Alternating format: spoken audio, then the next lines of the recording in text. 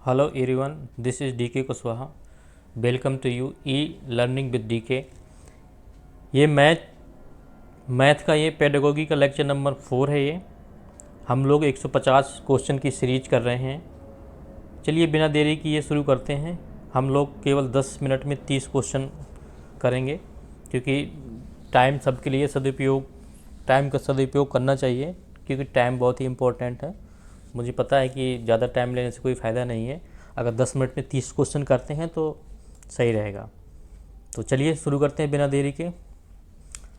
हमने तीसरी वीडियो में 93 तक कर लिया था, तो आज हम 93 से आगे देखते हैं, 120 तक करेंगे।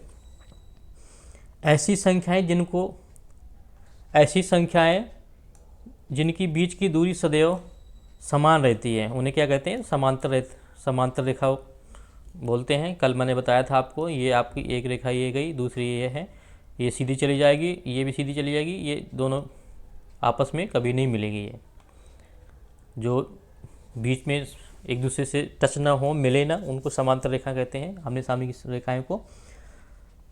नेक्स्ट क्वेश्चन आपका, रेल की पटरियों किस प्रकार की रेखाओं का आदर्श उदाहरण है? तो ये समांतर रेखाएं होती हैं, जो रेल की पटरियाँ होती हैं इस तरह से होती हैं दोनों। तो ये क्या है? समांतर रेखाएं, जो कि आपस में कभी नहीं मिलती, समान दूरी पर रहेंगी। 95 क्वेश्चन, जब दो समांतर रेखाएं को कोई तिर्यक रेखा प्रतिच्छेद करती है तो उसके बीच कितने प्रकार के कोण बनते हैं? दो समांतर रेखाएं आपकी, ये दो समांतर हो गए, एक तिर्यक रेखा आपको जब काटती है तो कितने प्रकार के कोण बनते हैं? क्वेश्चन हमारा ये है। तो कितने प्रकार? 4 प्रकार के कोण बनते हैं। एक ये बन गया, और एक ये बन गया आपका, एक ये कोण बना, एक ये कोण बना। दो संलग्न कोणों का योग 180 अंश होता है। 90 + 90 बराबर 180 अंश। एकांतर कोण कितने प्रकार के होते हैं? तो एकांतर कोण आपके 2 प्रकार के होते हैं। एक ये हो गया आपका, एक दूसरा आपका ये हो गया। क्वेश्चन नंबर आपका है 98। 180 के कोण को किस नाम से जाना जाता है? तो इसको 180 अंश का जो कोण होता है उसको हम बोलते हैं सरल या रिट्यूजिव कोण को बोलते हैं इसको। तो यहाँ तक क्लियर हो गया। अब नेक्स्ट देखते हैं। 99 नंबर क्वेश्चन है, 180 से अधिक 180 से अधिक लेकिन एक 360 से कम के कोण को क्या कहते हैं? यानी 180 से अधिक हो और 360 अंश से कम हो, उसको हम कहते हैं बृहद कोण। ऐसे दो कोण जिनका योग 90 अंश का होता है वही कोण कहलाते हैं कोटिपूरक कोण कहलाते हैं। ऐसे दो कोण जिनका योग 90 अंश होता है वो कोण कोटिपूरक कोण होते हैं। ठीक है। ऐसे दो कोण जिनका योग 180 अंश होता है उसे हम कहते हैं समपूरक कोण होता है। 180 अंश का जो कोण होगा आपका उसको हम बोलते हैं समपूरक कोण। ठीक है। अगला क्वेश्चन देखते हैं हम। 102 नंबर है, कौन सा कोण अपने कोटिपूरक कोण के बराबर होता है? तो आपका ये 45 अंश का कोण होता है, अपनी कोटिपूरक कोण के बराबर होता है। 105 अंश का समपूरक कोण लिखिए। तो 105 अंश का समपूरक कोण लिखना है। तो समपूरक कोण आपका 180 अंश का होता है। 105 का बताना है तो इसमें 105 माइनस कर दिया, 10 में से 5, ये 7 बचा, तो 75 अंश का होगा, जो कि आंसर हमारा ये है। 40 अंश के कोटिपूरक कोण का समपूरक कोण कितना होगा? 40 अंश के कोटिपूरक कोण कितना होगा? तो ये आपका 40 ये हो गया आपका, और कोटिपूरक पूछा है आपने, समपूरक कोण कोटिपूरक का समपूरक, तो इसको 90 और 40 जोड़ दिया तो 130 अंश। न्यून कोण का कोटिपूरक कोण कितना होगा? तो न्यून कोण होता है, न्यून कोण का समपूरक कोण तो आपका ये अधिक कोण होता है। त्रिभुज के तीनों अंतःकोणों का योग कितना होता है? तो 60 + 60 बराबर 180 अंश। समबाहु त्रिभुज के क्षेत्रफल का सूत्र क्या होगा? तो समबाहु त्रिभुज का क्षेत्रफल होता है √3/4 × भुजा स्क्वायर। ये उसका सूत्र होता है। कभी कभी ये इसका सूत्र ही पूछ लेता है, समबाहु त्रिभुज का क्षेत्रफल का सूत्र। तो ये होता है। त्रिभुज की भुजाओं के मध्य बिंदुओं को सम्मुख शीर्ष से मिलान वाली रेखा को क्या कहते हैं? माध्यिका कहते हैं। त्रिभुज की माध्यिकाओं एक दूसरे को किस अनुपात में प्रतिच्छेद करते हैं? तो आपका 2:1 में।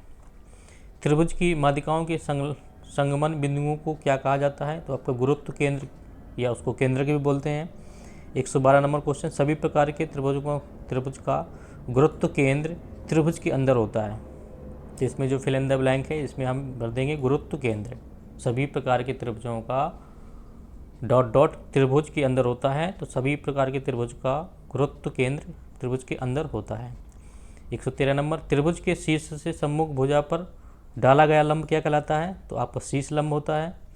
शीर्ष लंबों के संगमन बिंदुओं को किस केंद्र के नाम से जाना जाता है? तो लंब केंद्र होता है। अधिक कोण त्रिभुज को लंब केंद्र कहाँ स्थित होता है? तो आपके त्रिभुज के बाहर स्थित होता है। 116 नंबर क्वेश्चन है, न्यून कोण त्रिभुज का लंब केंद्र कहाँ होता है? तो आपके त्रिभुज के, ये त्रिभुज हो गया, त्रिभुज के अंदर होगा ये आपका न्यून कोण त्रिभुज का लंब केंद्र। समकोण त्रिभुज का लंब केंद्र कहाँ स्थित होता है? तो समकोण शीर्ष पर होगा। ये समकोण हो गया आपका। समकोण त्रिभुज का लंब केंद्र स्थित होता है समकोण वाले शीर्ष पर, यहाँ पर। वह रेखा जो त्रिभुज की भुजा के मध्य बिंदु पर लंब हो उसे क्या कहते हैं? तो लंबार्धक होती है। त्रिभुज के लंबाइयों को संगमन बिंदु को क्या कहा जाता है? तो आपको परिकेंद्र कहा जाता है। न्यूनकोण त्रिभुज का परिकेंद्र कहाँ होता है? तो त्रिभुज के अंदर होता है। समकोण त्रिभुज का परिकेंद्र कहाँ होता है? तो आपके कर्ण के मध्य बिंदु पर होता है। समकोण त्रिभुज का परिकेंद्र कहाँ होता है? तो कर्ण के मध्य बिंदु पर होता है। 122 नंबर, किस प्रकार के त्रिभुज का परिकेंद्र उसके बाहर होता है? तो अधिक कोण त्रिभुज के परिकेंद्र उसके बाहर होता है। त्रिभुज के कोणार्थों का संगमन बिंदु क्या कहलाता है? ये अंतः केंद्र होता है। किस प्रकार के त्रिभुजों का अंतः केंद्र उसके अंदर स्थित होता है? तो सभी प्रकार के जो त्रिभुज होते हैं उससे अंतः केंद्र उसके अंदर होता है। यदि दो त्रिभुज की तीनों भुजाएं आपस में समान हों तो वो दोनों भुजा सर्वांगसम होती हैं। ये शर्त त्रिभुज की समरूपता को व्यक्त करती है। विषमबाहु त्रिभुज का क्षेत्रफल ज्ञात करने के लिए सूत्र है। कभी कभी ये सूत्र ही पूछ लिया जाता है, इसको देख लीजिएगा। अंडर वर्ग एस ब्रैकेट में आपका एस माइनस ए ब्रैकेट बंद S minus B S minus C. तो अब इसको हम सॉल्व करेंगे तो एस निकाल लेंगे यहाँ से, तो ए बी सी बटे 2 बचा। तो हमने 127 नंबर तक क्वेश्चन तक कर लिए इस वीडियो में। नेक्स्ट वीडियो में आपके 128 से और 128 से हम करेंगे 150। तो आई होप यहाँ तक क्वेश्चन समझ में आ गए होंगे। तो सब लोग सब्सक्राइब करिए, लाइक करिए। Thank you.